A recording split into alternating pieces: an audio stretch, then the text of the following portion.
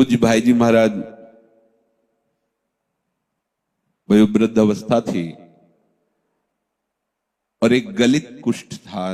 एक व्यक्ति को घर से निष्कासित हो गए। अरे घर वाले सब स्वार्थी,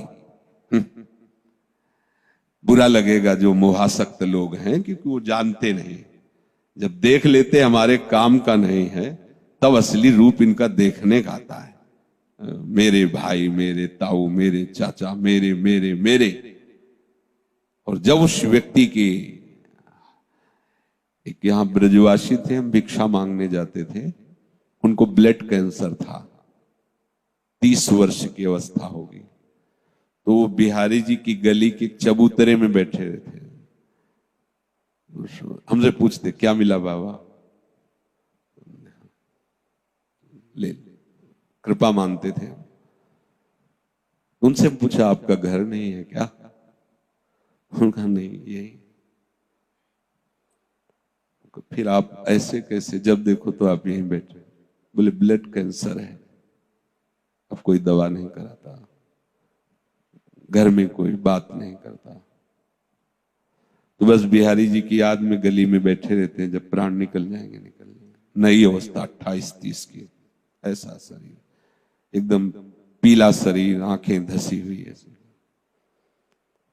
संतों को भ्रमण करने में बड़े बड़े अनुभव होते हैं। ये झूठा प्रेम, बिल्कुल मान लीजिए बिल्कुल ऐसा माया का जाल है, मेरे मेरे मेरे, कोई साथ नहीं देता। भाई जी महाराज को वो व्यक्ति मिला, बड़ी दुर्गंध शरीर से, गलित कुष्ठ। भाई जी लाए अपने कमरे में, सबने भाई जी को रोआ, भाई जी आप वृद्ध शरीर हो, वैसे भी आपका रुग्ण शरीर, ना भाई जी हम ये बर्दाश्त नहीं करेंगे कि आपके कमरे में रुके। बोले कमरे में नहीं, 24 घंटे में 6 लोग तैयार हो, साथ में हम, समय बांधो, अलग अलग नियम से सेवा होगी इनकी। उनके आदेश को कोई काट नहीं सकता। सब ऐसे मुंह में भाई जी ने कपड़ा। फिर एक दिन भाई जी ने कहा, जानते हो हमने तुम लोगों को क्यों लगाया है? क्योंकि तुम लोगों को भगवत प्राप्ति होनी है, इसलिए लगाया है। होनी नहीं, करानी है, पर महापुरुष है ना, उनका तुम लोगों को भगवत प्राप्ति होनी है, समझो। ये जो कभी आपको सेवा का अवसर किसी को प्राप्त हो, कोई भी सेवा, तो मानना भजन का फल सेवा है, और सेवा का फल आराध्य देव को अधीन कर लेना है। आराध्य देव को अधीन कर लेना, प्रसन्न कर लेना नहीं, आराध्य देव को अधीन कर लेना। कहीं भी बड़ा चमत्कार सेवा में, ये नर रूप में जो नारायण की सेवा है, प्रभु की बहुत बड़ी सामर्थ्य, बहुत बड़ी सामर्थ्य। ऐसे करके जहां निकल रहे हो और आप उनको,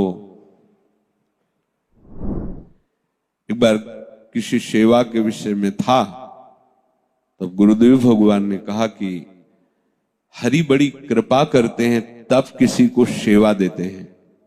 जैसे कोई बीमार है, आपको उसकी सेवा में लगाया गया, या किसी भोजन, कुछ भी सेवा, गुरुजन जो आपको सेवा में लगाते हैं, तो हरि की, ये प्रमाण आचार्य चरण हरिवंश महाप्रभु देते हैं। नारमल जी से यही कहा था कि संतों की विशेष कृपा से मुझे श्री जी की सेवा मिली, और लकड़ी बीनना श्री जी की सेवा को आप धीमर से करवाना चाहते हैं, रजोगुणी कहीं का बाहर से आता है, यहां रजोगुण लेकर के, जा मैं तुम्हारा त्याग करता हूं, आचार्य चरण ने ऐसा कहा था। यह सेवा बहुत बड़ी सिद्धि है। केसी घाट में, ये 24 वर्ष पहले की लगभग बात होगी, बारंडे में एक साधु वेश में से पड़े थे, दुर्गंध आती थी, परिक्रमा वही 2:30 और 3 के बीच में लगती थी। 2-4 दिन बराबर ऐसे देखा, मन में सोचा कि मरे हैं या जिंदा। एकदम नजदीक गए से उनको देखा, जे ही पलटाया तो कीड़े नीचे उनके शरीर में, मल ऐसे लगा हो। अब अकिंचन बाबा जी हमारे पास 1 रुपया नहीं, कोई व्यवस्था नहीं, हमारे रहने का ठिकाना नहीं, तो हाथ जोड़ के उनसे कहा, क्या सेवा करें आपकी? धीरे से कहा, मैं सुदामा कुटी पहुंचा दो। तुम कहा, आप सुदामा कुटी में रहते हैं क्या? नहीं, बाहर से आए हुए, सुना है वहां भोजन मिल जाता है। ठीक है, अब केसी घाट में वहां कोई रिक्शा रिक्शा तो जा नहीं सकता था, ताकत थी, ऐसे उठाया खाना, कीड़े मान लो सब ऐसे। सुदामा कुटी संत सेवा के लिए कल्पतरु पूज्य श्री सुदामा दास जी महाराज को कोटिशा प्रणाम। स्वयं वो अन्न मांग कर लाते थे, उपला बिनते थे, ऐसे सेवा प्रारंभ की थी और संतों को पवाते थे। उन्हीं के चरण अनुरागी जन आज भी कोई परिचय की जरूरत नहीं, कोई भी संत पेट भर भोजन पा सकता है और कई दिन बिना किसी परिचय के वहां शयन कर सकते हैं। ऐसी व्यवस्थाएं संतों के लिए। प्रणाम है ऐसे महापुरुषों को जो ऐसे संत सेवा में। तो वहां ले गए तो बारंडा ऐसे सब संतों के ऐसे आसन 50 संतों के लगे थे, साइड में उनको ऐसे लेटा, किसी ने कुछ नहीं, सब संत जनों लेटा दिया उनको। गोपेश्वर के रोज दर्शन करने उधर से जाते थे, जब वो सब ऐसे करके फिर गोपेश्वर को गेट से ही प्रणाम करके वापस आ गए, क्योंकि हमें लगा कि मंदिर में कोई कुछ टोके रोके ऐसे। फिर मन नहीं माना, फिर नजदीक गए और हम कहा, महाराज जी क्या आपकी सेवा कर सकते हैं? कुछ नहीं, जाओ आप। धीरे से कहा, पूरा दिन हमारा पूरे दिन प्रार्थना करते रहे, भगवान अब उनके कर्म बंधन को काटिए कर्म। फिर सुबह गए गोपेश्वर जी को यमुना जी का जल लेके जाते थे, तो फिर नजदीक गए, वैसी अवस्था में पड़े थे, थोड़ा यमुना जल उनको पिलाया। कहा, हमारी इच्छा है कि आप, हम बोले राधा राधा, आप भी बोलो राधा राधा राधा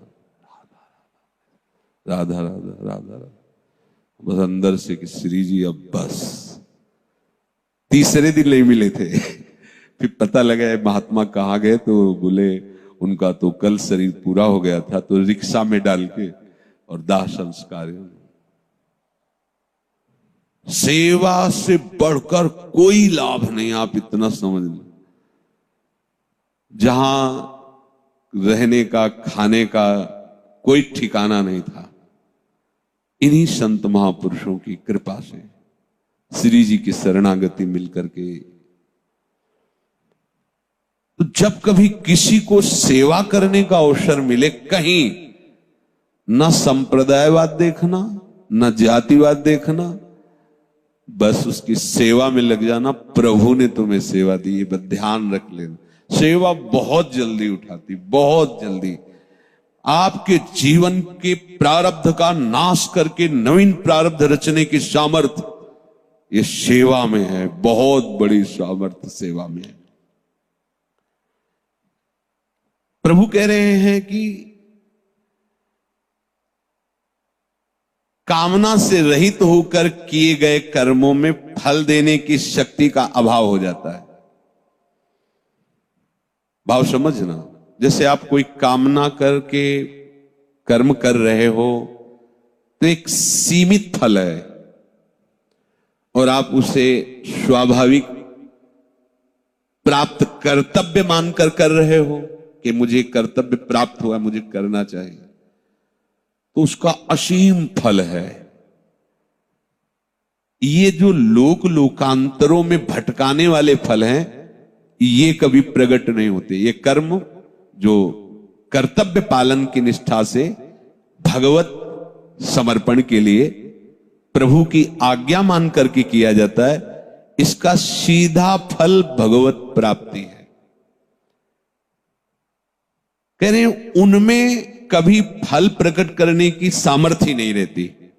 जैसे उबाले हुए अन्न को खेती में बो दो तो अंकुरण नहीं होगा, ऐसे ही अपने प्राप्त सेवा कर्तव्य कर्म का पालन करने वाले का कर्म जो बांधता है, प्रत्येक कर्म बांधता है, उसमें बांधने की सामर्थ्य नहीं रह जाती, वो फल ही नहीं उत्पन्न होता। जैसे भुने हुए बीज में कभी अंकुरण नहीं होता, ऐसे ही निष्काम भाव से भगवत सेवा के लिए जो कर्म किए जाते हैं वो लोक लोकांतर के बंधन कारक फल उत्पन्न नहीं कर, उनका फल सीधा समझो भगवत प्राप्ति, सीधा भगवत प्राप्ति।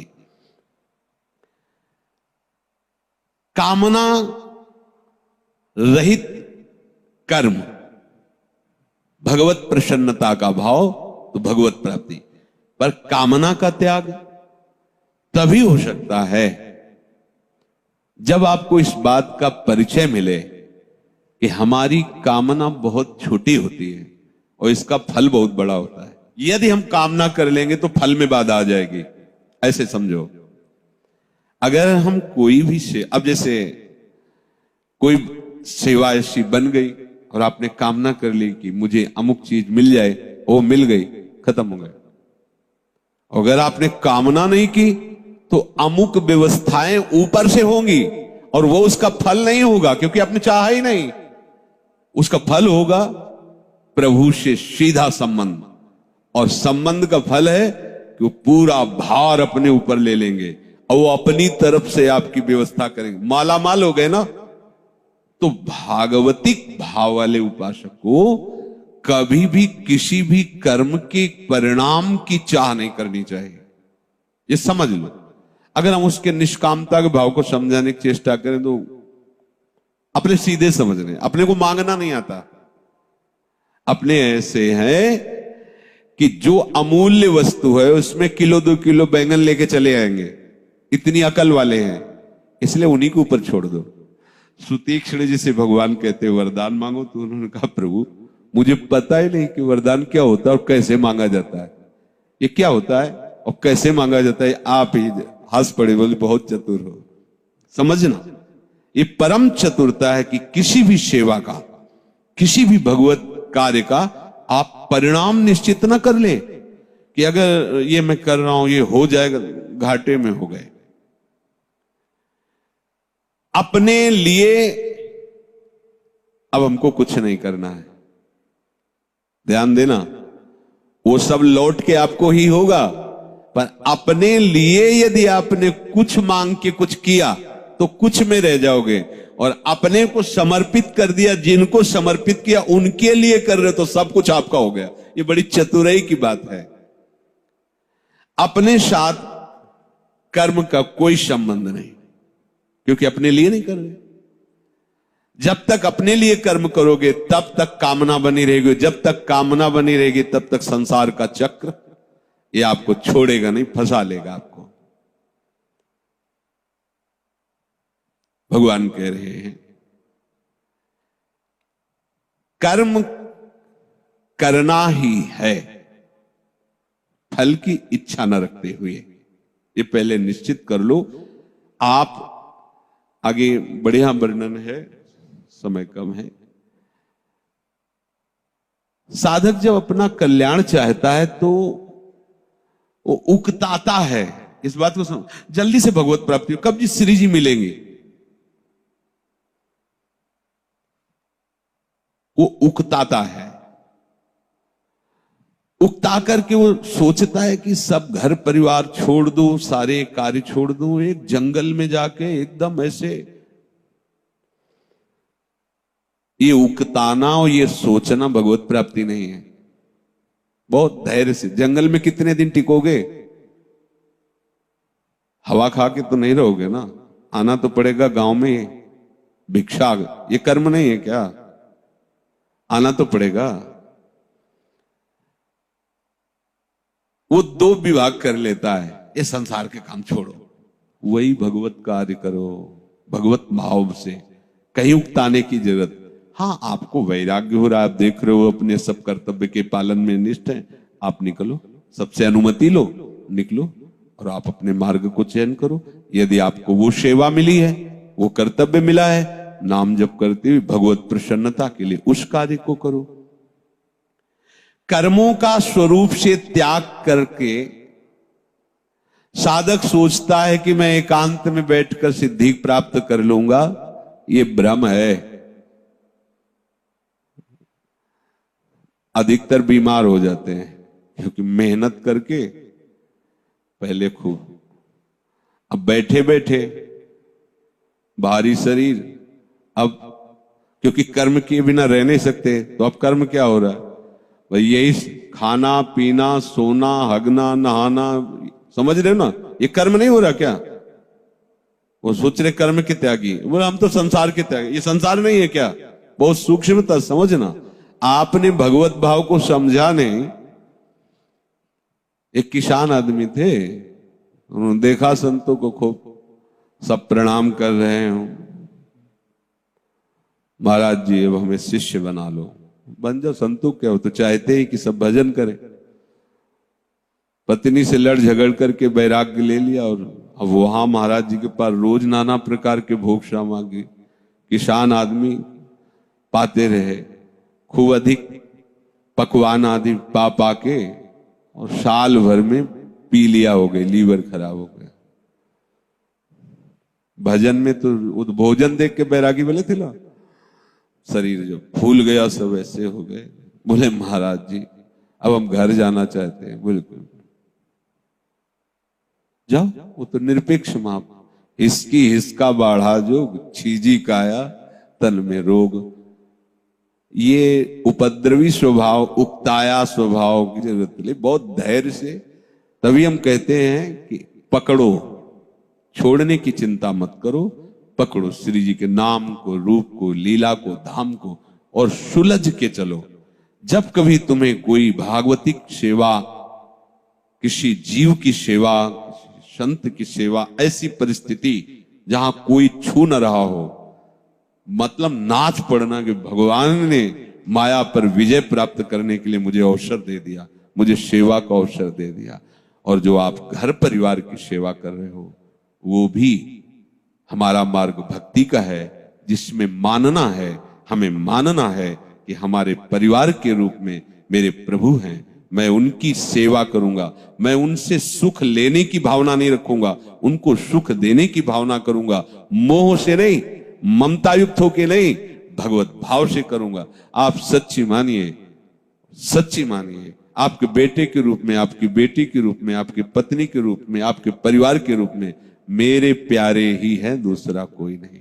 बड़ा आनंद आ जाएगा, आप परमार्थ के शुद्ध पथिक वही बन जाएंगे। भगवान की वाणी पर विश्वास करके आप आगे बढ़िए। श्री राधा वल्लभ लाल।